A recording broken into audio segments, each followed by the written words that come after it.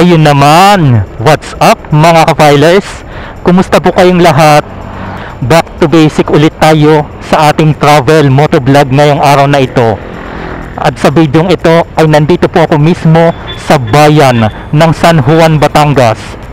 Pero bago muna tayo magsimula ay gusto ko lamang po i-shoutout si Jadenson TV na isa sa mga subscribers natin yan, na isa po yan sa mga pyro enthusiasts na kagaya po ng inyong lingkod.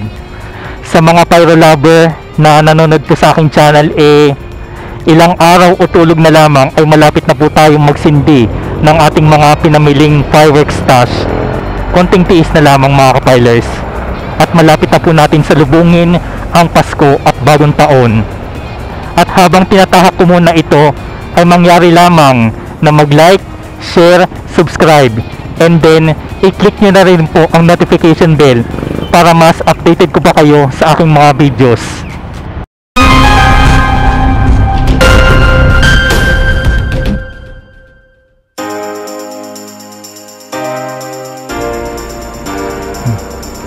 Magandang araw mga ka-filers, muli akong nagbabalik para sa panibagong edisyon ng ating travel adventures o travel food trip ngayong araw na ito. At sa punto ng bidyong ito ay nandito ako mismo sa bayan ng San Juan, Batangas, na kung saan ay dadayuhin natin ang nagtrending pa rin hanggang ngayon at pinag-uusapan sa social media, ang pinakamasarap na goto bulalo ni Kuya Oliver. Yan, at sa puntong ito, approaching na ako dito sa may lumang munisipyo ng San Juan. At itong pakanan na ito ay dito po tayo pupunta. Dito sa may papuntang Laia. At doon naman sa may kabila ay doon po yung papunta sa may Chaong, Quezon, saka doon sa may Bantilan Bridge. At pagdating dito mga ka-filers, tatahakin na natin ito ng dire-diretso. Base sa nabasa ko po sa Google Map, sa kanilang direction, sa kanilang Facebook page, ay pagdating po dito sa may lumang munisipyo ng San Juan, ay kakanan po dito. Tapos dire-diretso po natin ito hanggang sa makarating tayo dito sa may Barangay Mabalanoy, na kung saan nandun po ang sikat na goto bulalo ni Kuya Oliver. At isa na naman po itong sikat na kainan na ating dadayuhin po dito sa may San Juan, Batangas. Nasa loob ng mahabang panahon, ang bayan ng San Juan, Batangas ay nakilala po ito sa mga magagandang tourist destinations kagaya po ng Laia Beach o kaya yung Laia Resort, na kung saan ay pwede tayong magtampisaw at magbabad sa dagat. Ayan mga ka-filers, approaching na pala tayo dito sa may barangay hall ng Barangay Mabalanoy. At dyan tayo kakaliwa sa may kantong yan. Ayan may signage na pala na papunta dyan kay Kuya Oliver's Gotohan. Yan, antay-antay lang tayo mga ka-filers. Eto, pag diniretso po ito mga ka-filers, yan yung papunta sa may Laia Resort o ang Laia Beach. Yan. Bale, nakapunta na po ako dyan dati noon pa. Yan, magmamarahan lang tayo. Yan, nakalagay Kuya Oliver's Gotohan this way. Ay, ito na nga po yun mga ka-filers. Yan, didiretsuhin pa natin ito. Maliit lang po na iskinita ito. Tapos pagdating dito, yan, kakaliwa tayo dito. Susundan po natin itong sasakyan na ito. Baka itong sinusundan natin itong sasakyan dun din yan kakain. Yan na. Ay, dito na nga yun.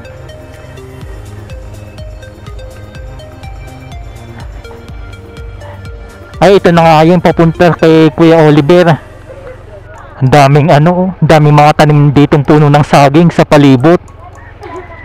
Yan, approaching na tayo dito mga ka-filers. At sa wakas ay nakarating na rin ako dito sa sikat na goto bulalo ni Kuya Oliver. Yan wala pa lang masyadong tao o customer ngayon. Yan, ito na po yung kay Kuya Oliver Hahanap muna tayo ng mapaparkingan. Yan ang dami na rin tao. Heto na mga ka-filers, nakarating na tayo ng mga bandang alas 8 ng umaga dito kay Kuya Oliver's Gotohan na isa sa dinarayo, pinipilahan at pinag-uusapan ng ating mga kababayan dito sa Barangay Mabalanoy, San Juan, Batangas. Sa pagdayo ko rito ay hindi po ito weekends saka holidays, kundi ito ay araw ng Biyernes na sa puntong ito ay ganito na kadami ang mga tao dito at papasok na tayo sa loob. Sa dami ng tao ay ang dami rin gustong magpa-picture dito kay Kuya Oliver. Abay syempre, para naman may remembrance na kahit ang mga nasa malalayong lalawigan dinarayo rin ito. Matikman lamang ang specialty ni Kuya Oliver. At ayan si nanay. Sabi niya, isama ko siya sa aking vlog na napangiti tuloy ako. Nakakatuwa naman si nanay, no? At dito naman tayo sa kanilang serving spot. Ayan, heto na yung kanilang specialty na gotong dinosaur saka gotong bulalo na ang ingredients nito ay ang laman loob ng baka na napakalaki at malinamnam na habang nandito ako ay excited na rin akong kumain. Ang kanilang open hours ay mula Martes hanggang Linggo na mula alas 7 ng umaga hanggang alas 4 ng hapon at kapag Lunes ay sarado sila para sa kanilang rest day. Bago muna tayo kumain ay maglilibot-libot muna tayo. Ayan, hanggang dito ay marami rin tao na natambay muna at kumakain. Talagang blockbuster na tila ba parang may okasyon na nagaganap dito. At papasok naman tayo sa kabilang banda. Maluwag rin ang pwedeng mapwestuhan na habang kumakain ka dito ay ma-enjoy mo na ang inyong bonding moments kasama ang buong pamilya, magbabarkada at magkasintahan na talaga naman na mabubusog ang iyong araw dito. Mapapansin rin dito sa kanilang pader ang kay daming sticker o mga memorabilia na nilagay ng mga parokyano at loyal customer ni Kuya Oliver. At maging sa kanilang balkonahe ay marami rin naglalagay ng mga sticker dito. Ganyan kasikat at binabalik-balikan si Kuya Oliver na mamaya ay maglalagay rin tayo dito ng ating sticker. Gaya ng aking nabalitaan at napanood ay mas marami ang dumarayo dito kapag weekend saka holidays. Kaya naman ang iba ay madaling araw pa lamang ay nandito na kay Kuya Oliver. Nandito rin po ang mga delicacies na pwedeng mabili rito. At meron din silang itong crispy pupor na isang klase ng chicharon na malutong at masarap. At ayan, ay nakita na ulit natin si Kuya Oliver na nasa bandang dulo na siyang bida at hands-on sa kanyang ginagawa at pagsiservisyo ng kanyang goto bulalo. Talaga naman authentic, kakaibang experience na sa bawat pagsiserve nila ay hindi tinipid ang bawat putahe o dishes nito. At nagsadya tayo sa kanilang lutuan na kung saan ay dito nakasalang sa mga malalaking kaldero ang paghahango at pagpapalambot sa ulo, balat at laman loob ng baka na kapag weekends ay inaabot ng mahigit 150 kilos ang kanilang niluluto at kapag weekdays naman ay medyo mababa sa 150 kilos. Maging maingat lamang sa bahaging ito. Abay syempre ay napakainit at baka kayo'y mapasok ng hindi oras na habang hinahango rin ang sabaw nito ay tamang-tama lang din ito sa malamig na panahon at kapag tag-ulan. At sa bahaging ito ay meron din silang pa-take out na pwedeng mabili rito at maiuwi sa inyong tahanan. At heto na ang kanilang menu. Ang kanilang specialty ay ang legendary at sikat na gotong bulalo, gotong dinosaur, at meron din silang bat and balls.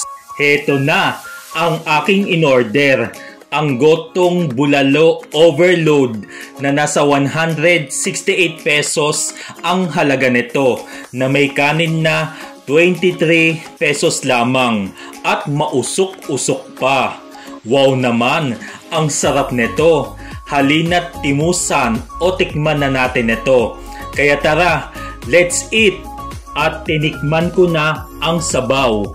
Totoo nga mga kapilers, sabaw pa lang ay ulam na. At sa pagkain kong ito ay approve agad sa aking panlasa dahil malambot saka malinamnam ang kanilang sahog. Ayan no, enjoy na enjoy ako sa aking pagnguya dito. Sa dinami-rami ng mga dumarayo rito ay hindi rin ako nagpahuli dahil isa na rin ito sa matagal ko nang gustong puntahan na natuloy naman ako ngayong araw at sulit na sulit ang pagdayo rito. Plus, nag-segue pa sila kuya sa aking camera. Ayan, shout out sa inyo. Sold na sold ako dito at binigyan pa nga ako ni Kuya Oliver mismo ng sabaw na nakipag-usap sa akin sabay fist bump ng malupit. Ganyan kabait at very accommodating si Kuya Oliver sa kanyang mga customer na nagsimula pa ang kanyang food business noong 2000. Mapagpalang araw po sa ating mga viewers sa ating mga kagoto. Shoutout po sa mga taga-Tanawan, Batangas. Salamat sa pagsisay ni Idol. Yung pangalan mo, Idol? JJ po. Si paring JJ, suminsay kay Kuya Oliver, tinimusan ng goto. Ay, ayos daw naman. Ay, masarap po. At kayo pumarinin na. Ayan. Mas pariro, ay, this pariro, Mayer. Kapatay. Idol. Yeah. At bago muna tayo makaalis ay nagdikit na tayo ng ating sticker na katunayan na tayo ay nanggaling dito sa masarap at malinamnam na goto bulalo ni Kuya Oliver. Ayan po mga kapilers, at nabusog po ang inyong lingkod sa pinagmamalaki at pinakamasarap na goto bulalo ni Kuya Oliver. At overload po ang aking order na kung saan ay talagang nabusog po ako mga kapilers. At palabas na po tayo dito sa Baluarte, dito sa may barangay Malabanoy. At maraming salamat po sa inyong pagsuporta at panonood muli sa aking mga videos. Hanggang sa susunod na edisyon ng ating paglalakbay o ang ating food trip adventures ngayong araw. Maraming salamat po sa inyong pagsubaybay. Just like, share, subscribe, and God bless us all.